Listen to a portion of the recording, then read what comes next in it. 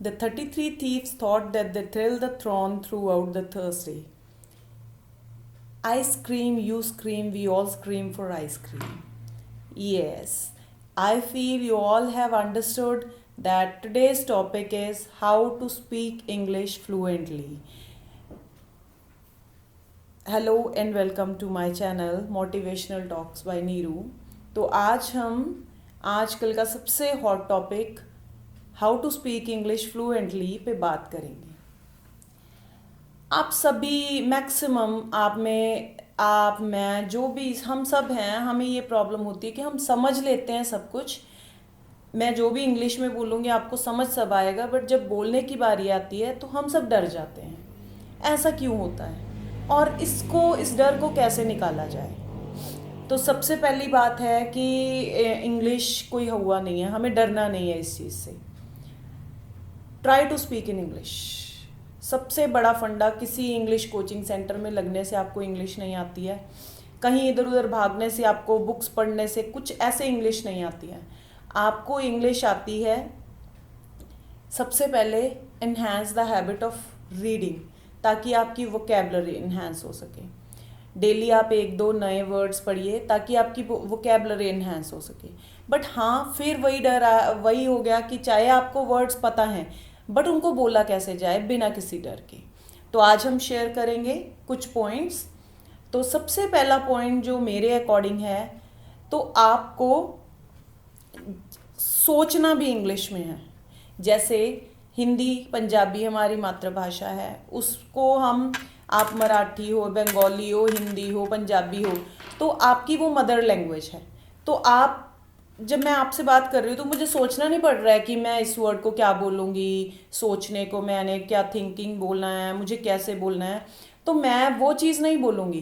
तो कैसे आप सोचोगे इंग्लिश में? कैसे आप बैठे हो, आप कुछ भी सोच रहे हो, try to think in English, ताकि आप जब बोलो तो आपको बोलने से पहले सोचना ना पड़े, सोचने का काम पहले ही हो गया हो।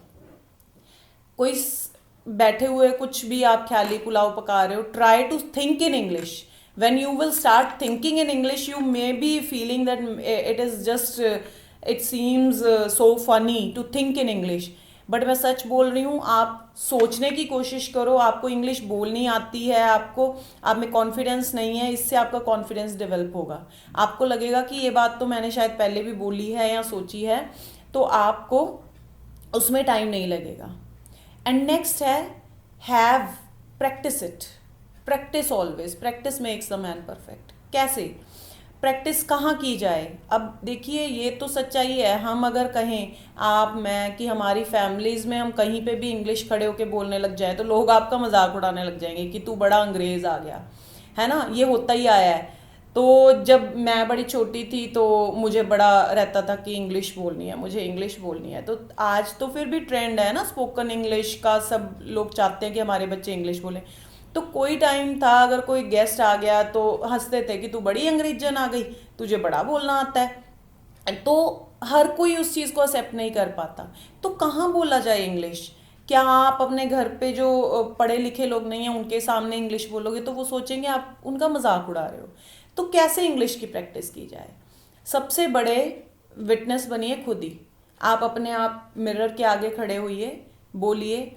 मैं जब भी स्पीच वगैरह देनी होती थी, I used to stand in front of the mirror कि मैं कैसी लग रही हूँ, कैसे बोल रही हूँ, या रिकॉर्डिंग करिए, अपनी आदत डालिए कि थोड़ा सा रिकॉर्ड करके सुन लिया। या फिर आपका कोई ऐसा फ्रेंड, आपका कोई ऐसा बड़ा जो आपकी गलतियाँ बता सके। डरना नहीं है, हेजिटेट नहीं करना है, अपनी गलतियों को एक्सेप्ट करिए।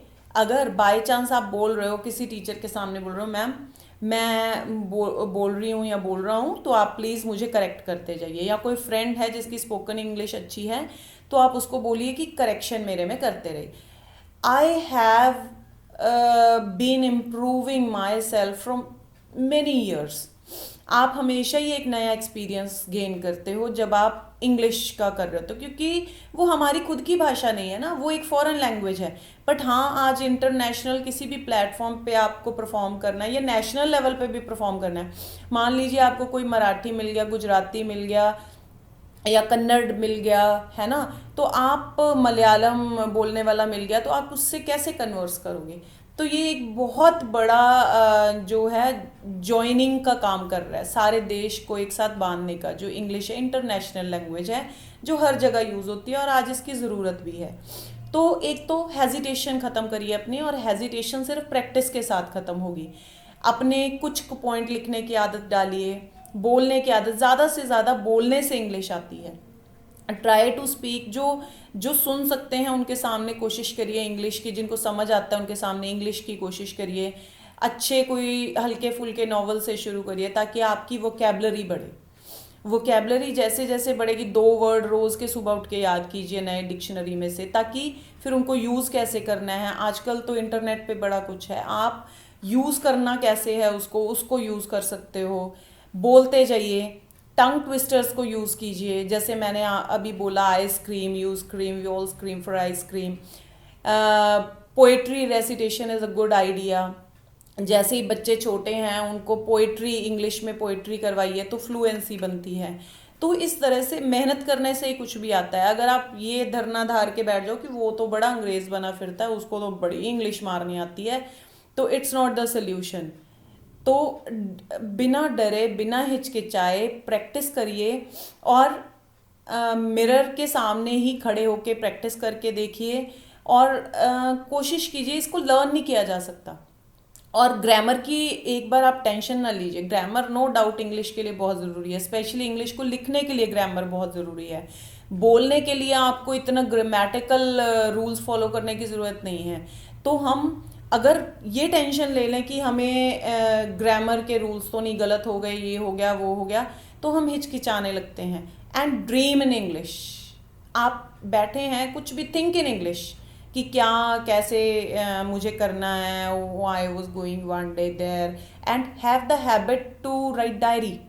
आप अपने पर्सनल एक्सपीरियंसेस को शाम को एक डायरी में हल्का फुल्का इंग्लिश में लिखने की आदत डालेंगे, तो आप एक normal, try to use simple English first. आप सिंपल इंग्लिश को सबसे पहले यूज़ कर सकते हैं, तो आप थोड़े ही दिनों में देखेंगे कि आप में कितना फ़र्क आया है। हेजिटेशन नहीं रखनी है, हेजिटेशन से आप फंबल कर जाते हो इंग्लिश में। तो हेजिटेशन हटाइए, इंग्लिश को एक लैंग्वेज की तरह लीजिए, जैसे आप हिंदी पंजाबी बोलते हैं, आपकी फ्लुएंसी वैसी ही हो जाएगी। अगर आपको मेरा वीडियो अच्छा लगा हो तो प्लीज़ लाइक, शेयर और सब्सक्राइब करना ना भूलें। I hope you all liked it. Thank you so much.